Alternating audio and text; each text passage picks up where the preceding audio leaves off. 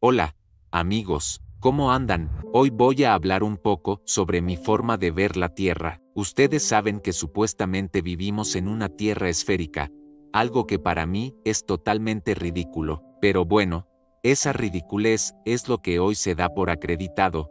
Se dice que todo el mundo ha visto la curvatura terrestre y que ya no hay lugar a dudas. Sin embargo, dentro de ese dogma absoluto que es la esfericidad de la Tierra, tengo algunas cuestiones que voy a poner en tela de juicio con ustedes. Seré muy técnico para que no puedan cuestionar mis fundamentos. Lo primero que voy a plantear es que los paralelos no son paralelos al ecuador terrestre. Punto número 1. Segundo, voy a probar que los meridianos en un esferoide oblato no son círculos máximos. Y tercero, voy a demostrar que mucha gente da las cosas por ciertas sin haberlas probado.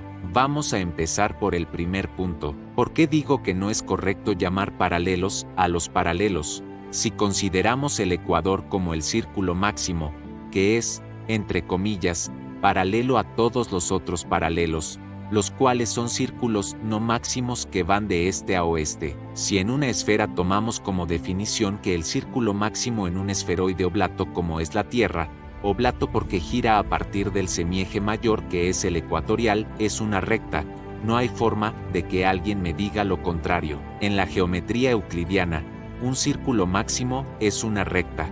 ¿Qué pasa con los círculos no máximos, como los trópicos, el círculo polar ártico, el antártico y todos los paralelos que están desde el polo hasta casi llegar al ecuador terrestre? Son círculos. Un círculo no puede ser paralelo a una recta. Puede tener un punto tangente que sea paralelo, pero no todo el círculo. Entonces, ¿dónde tiene sentido el término paralelo? Cuando trasladamos la esfera a un plano. Al proyectar la esfera en un plano, los paralelos se convierten en paralelos al ecuador terrestre. ¿Quedó claro el concepto? Si pregunto, ¿los paralelos son paralelos al ecuador terrestre? La respuesta debería ser no. Ahora, cosa diferente es si proyecto ese paralelo en un plano. ¿Son paralelos? Sí, porque dos rectas en la geometría euclidiana son paralelas mientras no se corten en ningún punto y, además, mantengan la distancia, que son dos requisitos simultáneos. Si la distancia entre las dos rectas es constante,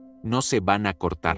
Simplemente, los paralelos en un plano son paralelos. Otro tema que quería comentarles es que este modelo esférico, que nos representa tan bien y tan ridículamente, para mí se debería llamar el modelo de los desprecios. ¿Por qué? Porque se desprecia todo en el modelo esférico, incluso la inclinación de los objetos. La despreciamos porque nunca jamás vamos a ver un objeto inclinado debido a la curvatura. La diferencia radial entre el radio mayor y el radio menor se desprecia totalmente. No importa que sea un esferoide oblato, pensemos que es una esfera, el efecto se desprecia. La caída por curvatura de un objeto que se ve en el horizonte también se desprecia. Si te fijas, ves un barquito que se está hundiendo en el horizonte, pero si tomas un larga vista o cualquier cosa, verás que lo recuperas. También despreciamos la curvatura en un tendido de vías férreas, y el giro terrestre, el giro de la Tierra. Bueno, como la velocidad angular es de 360 grados por 24 horas, cada 24 horas que hace un giro completo, lo despreciamos. Hacemos cuenta que la Tierra es geocéntrica. ¿Para qué? Para que cuando navegamos y tomamos posiciones de los astros, no nos compliquen los cálculos. Se desprecian tantas cosas. Otra cosa que se desprecia es el efecto gravitacional en las aguas en muchas latitudes, como por ejemplo, donde yo vivo. Ese dato lo despreciamos porque lo que importa es la meteorología, el efecto que produce el viento en la altura de la marea. Doy un ejemplo.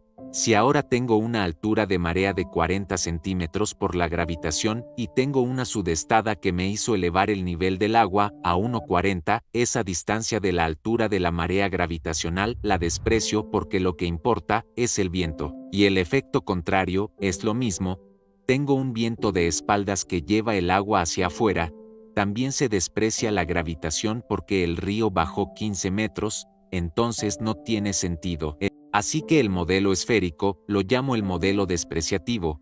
Desprecia un montón de cosas, y entre ellas, como mencioné anteriormente, se desprecia la diferencia radial que hay entre el radio polar y el radio ecuatorial, que es de más o menos 30 kilómetros. Ahora, un meridiano, ¿puede ser un círculo máximo? Sí, puede ser, porque como los meridianos tienen diferentes radios, según el radio en ese punto de la superficie, no todos los radios son exactamente iguales. Hay una corrección por el elipsoide referencial. Puede haber un punto geográfico de esta esfera, media achatada en los polos, que coincida con el radio ecuatorial, que también tendrá sus pequeñas diferencias, pero básicamente es más medible, ya que corta la esfera en 2 semicírculos o 2 semicircunferencias, es más estable. No hay infinitos ecuadores, hay uno solo. Habría infinitos círculos máximos meridianos si todos tuvieran el mismo radio, como ocurre con el ecuador terrestre,